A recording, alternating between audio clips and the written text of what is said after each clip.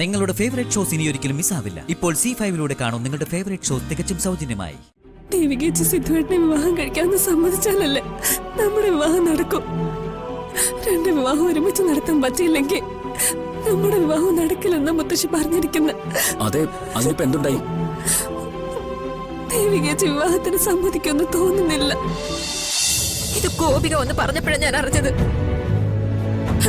എന്റെ മോളുടെ അവസ്ഥ ഓർക്കുമ്പോ എനിക്ക് സഹിക്കാൻ പറ്റുന്നില്ല. എന്നാലും ഇതൊന്നും എന്നെ അറിയിച്ചില്ലല്ലോ മോളെ. അമ്മ മറ്റൊന്നും കൊണ്ടല്ല പറയാതിരുന്നത്. ഗോപുന് ആക്സിഡന്റ് ഉണ്ടായെന്ന് അമ്മ കേട്ടാ എത്രമാത്രം വിഷമിക്കുന്ന എനിക്ക് നന്നായിട്ട് അറിയാം. എന്തിനാ വെറുതെ അമ്മയെ കൂടി ടെൻഷൻ ആക്കുന്നെന്ന് വിചാരിച്ച ഇതൊന്നും അമ്മയോട് പറയാതിരുന്നു. ശരി, അതവിടെ നിൽക്കട്ടെ. ആ ആനന്ദിന്റെ ആലോചനയുടെ കാര്യം എന്തായി? നീ അത് വേണ്ടെന്ന് വെച്ചു അല്ലേ?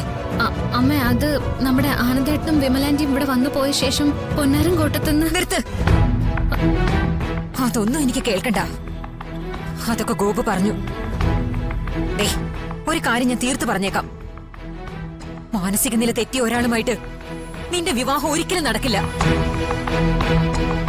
അവർക്ക് വലുത് അവരുടെ മോന്റെ ഭാവിയാ.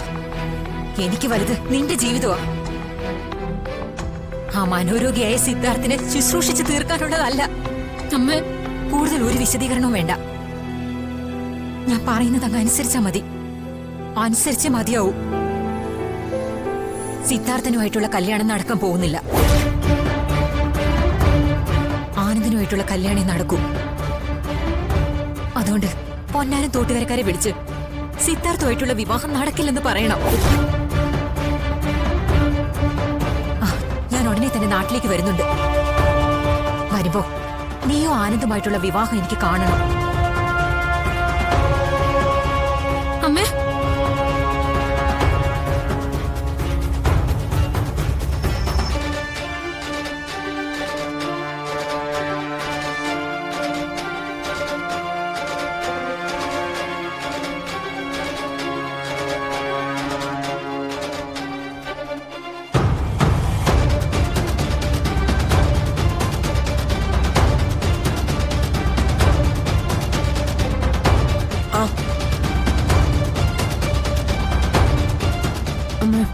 നമ്മുടെ പദ്ധതി സക്സസ് ആവും അമ്മ. ഇത്തവണ നമ്മൾ വിജയിച്ചിരിക്കും മോളെ. അഭിഷേകും നീയും തമ്മിലുള്ള വിവാഹം നടന്നിരിക്കും. അതിനുവേണ്ടി ഞാൻ ഏതറ്റം വരെയും പോവും. അതമ്മേന്റെ കൈ മുറിച്ചപ്പോ തന്നെ എനിക്ക് മനസ്സിലായി. അത് പിന്നെ മോളെ, ഞാൻ അപ്പ ആ ബുദ്ധി പ്രയോഗിച്ചില്ലെങ്കിൽ നിന്റെ മുത്തച്ഛന്റെ നിർബന്ധത്തിന് വഴങ്ങി ദേവിക സത്യം ചെയ്തേനെ. ദേവിക ആനന്ദിനെ കെട്ടാന്ന് അച്ഛന് സത്യം ചെയ്ത് കൊടുത്തിരുന്നെങ്കിലേ അതോടെ എല്ലാം കഴിഞ്ഞേനെ. ആനന്ദിനും ദേവികയുമായുള്ള വിവാഹം നടക്കും. നിന്റെ വിവാഹം നടക്കുകയില്ല. സിദ്ധുവും ദേവികയുമായുള്ള വിവാഹം നടന്നില്ലെങ്കിൽ നിന്റെയും അഭിഷേകിന്റെയും വിവാഹം നടത്താൻ മുത്തശ്ശൻ സമ്മതിക്കോ? അതാലോചിച്ചപ്പോ പെട്ടെന്ന് വേറൊരു മാർഗം എന്റെ മുന്നിൽ തെളിഞ്ഞില്ല. അതുകൊണ്ടാണ് ഞാൻ കത്തിയെടുത്തത്. അല്ലെങ്കിലും തള്ള ചവിട്ടിയ പിള്ളയ്ക്ക് കേടൊന്നുമില്ല. എന്നാലും ഇത് ഇത്തിരി കൈവിട്ട പ്രയോഗമായിപ്പോയി. നിന്റെ കൈ മുറിക്കുമ്പോഴേ അച്ഛന്റെയും ദേവികയുടെയും ശ്രദ്ധ തെറ്റിക്കണമെന്നേ എനിക്കുണ്ടായിരുന്നുള്ളൂ. പക്ഷേ നീ എന്നേക്കാളും കേമിയാ. ഇന്നലെ രാത്രി എന്തൊരു അഭിനയാ നീ അവരുടെ മുന്നിൽ കാഴ്ചവെച്ച. എന്റെ പെർഫോമൻസ് ഏറ്റിട്ടുണ്ടാവും അമ്മ. സംഗതി കൊളുത്തിയ മട്ട് തന്നെയാ. ദേവികേച്ചി പിന്നീട് അമ്മ വിളിച്ചെന്തെങ്കിലും പറഞ്ഞോ? ഒന്നും പറഞ്ഞൊന്നുമില്ല. ഞാനായിട്ടൊന്നും ചോദിക്കാനും പോയില്ല. നമുക്ക് വെയിറ്റ് ചെയ്യാം. അവള് തന്നെ ഇങ്ങോട്ട് വന്ന് തീരുമാനവും പറഞ്ഞോളൂ.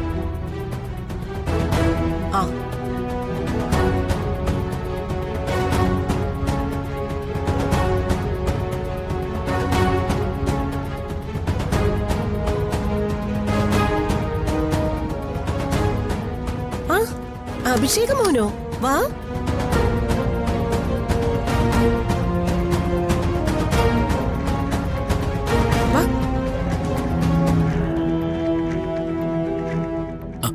വേണ്ട, അഞ്ചത്തെ കിടന്നോളൂ.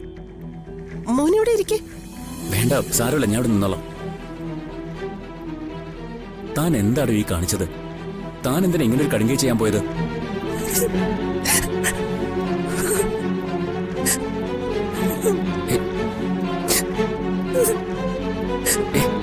കരയണ്ട.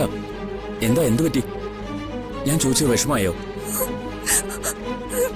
വേണ്ട, ഒന്നും പറയണ്ട. താൻ കരയാതിരിക്കെ.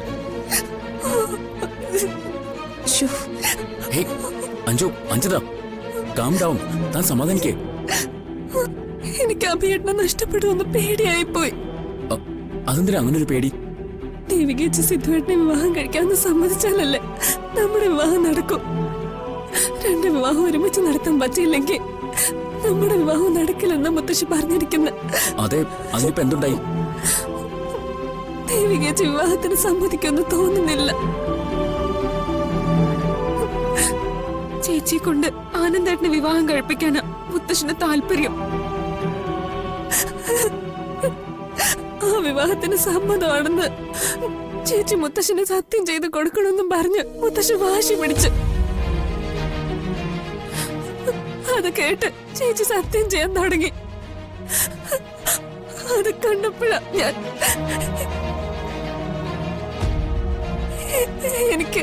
എനിക്ക് അഭിയേട്ടനെ ഒത്തിരി ഇഷ്ടമാ.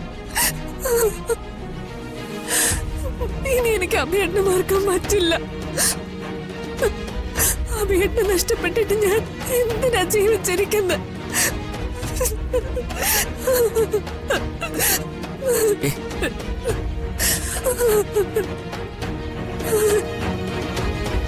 അഭിക്കറിയാലോ, ഋഷിയുമായുള്ള ഇവളുടെ വിവാഹ മണ്ഡപം വരെ എത്തിയതാ. എന്നിട്ടാ അത് തട്ടിത്തെറിച്ചു പോയത്. അന്നേ എന്റെ കുട്ടിയുടെ മനസ്സ് വല്ലാതെ തകർന്നതാ. ആ വിഷമം താങ്ങാനാവാതെയാ ഇവളെ കടലിൽ ചാടി ആത്മഹത്യക്ക് ശ്രമിച്ചത്. തക്ക സമയത്ത് അഭിയെ ദൈവം അവിടെ എത്തിച്ചതുകൊണ്ട് ഇവളെ ഞങ്ങൾക്ക് ജീവനോടെ കിട്ടി. ഇല്ലെങ്കിലോ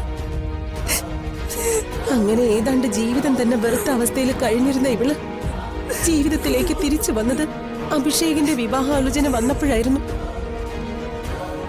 അഭിഷേകിനൊപ്പം നല്ലൊരു ജീവിതം ഉണ്ടാകുമെന്ന് ഇവള് വല്ലാതെ പ്രതീക്ഷിച്ചു. പക്ഷെ അത് നടക്കില്ലെന്ന് വന്നാ അത് നടക്കില്ലെന്ന് ആരാ തീരുമാനിക്കേണ്ടത്?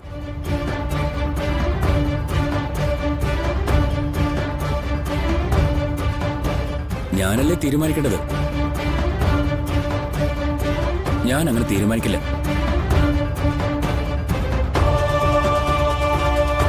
എന്തൊക്കെ പ്രശ്നങ്ങളുണ്ടായാലും പ്രതിസന്ധികളുണ്ടായാലും അഞ്ജിതയെ വിവാഹം കഴിക്കാൻ ഞാൻ തയ്യാറാണ്.